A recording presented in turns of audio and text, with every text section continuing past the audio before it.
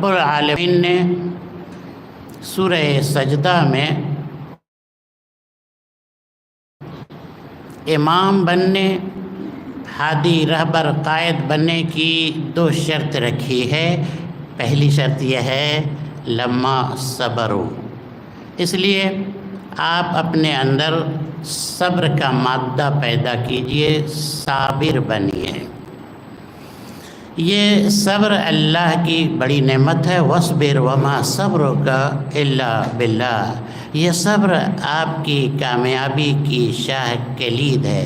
اسی صبر کے ذریعے آپ اپنی عبادتیں اور دیگر اعمال صالحہ ادا کر سکتے ہیں۔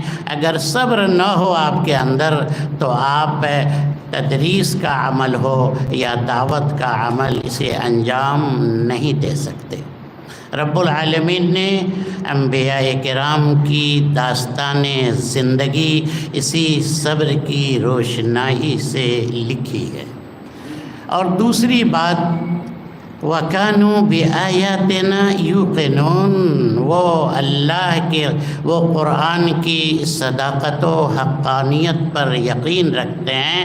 اس قرآن کریم کے ساتھ آپ کی مکمل وابستگی ہونی چاہیے۔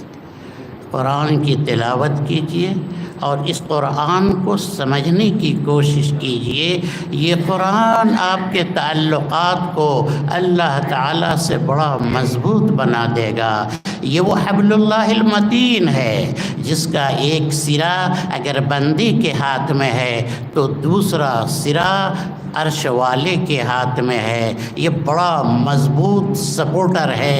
اسے اللہ نے روح سے تعبیر کیا، وَكَذَلِكَ أَوْحَيْنَا إِلَيْكَ رُوحًا مِّنْ أَمْرِنَا۔